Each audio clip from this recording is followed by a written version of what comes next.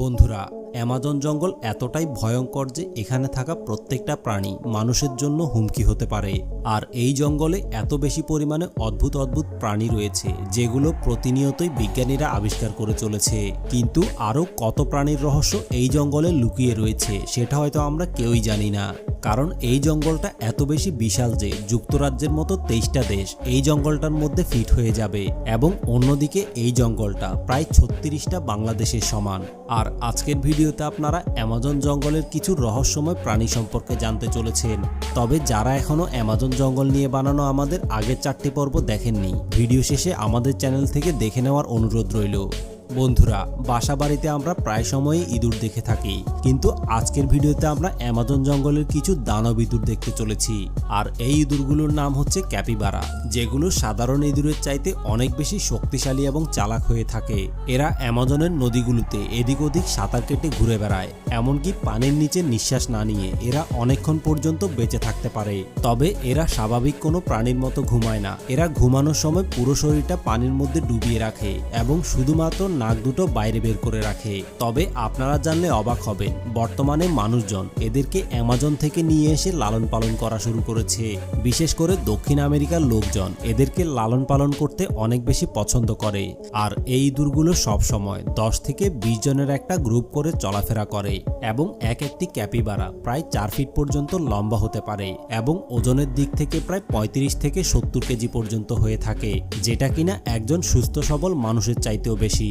আর এদের প্রিয় খাবার হচ্ছে গাছের ছাল। কিন্তু সবচেয়ে জঘন্য ব্যাপার হচ্ছে এই ইঁদুরগুলো নিজেদের পায়খানা নিজেরাই খায়। তবে বিভিন্ন রকমের ওষুধ প্রস্তুতকারী প্রতিষ্ঠানগুলো এদেরকে নিয়ে গিয়ে গবেষণার কাজে ব্যবহার করে। এর বাইরে পৃথিবীর বিভিন্ন চিড়িয়াখানায় ইঁদুরগুলোকে দর্শনার্থীদের প্রদর্শনের জন্য রাখা হয়।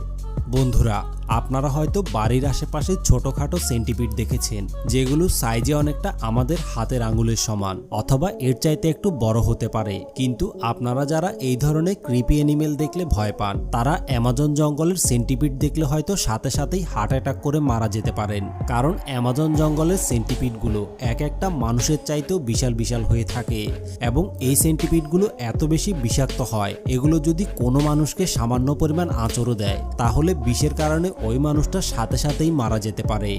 বন্ধুরা, আপনারা সবাই হয়তো ডাঙায় গরু দেখেছেন, কিন্তু পানির নিচেও যে গরু থাকতে পারে এই জিনিসটা কি কখনো চিন্তা করেছেন?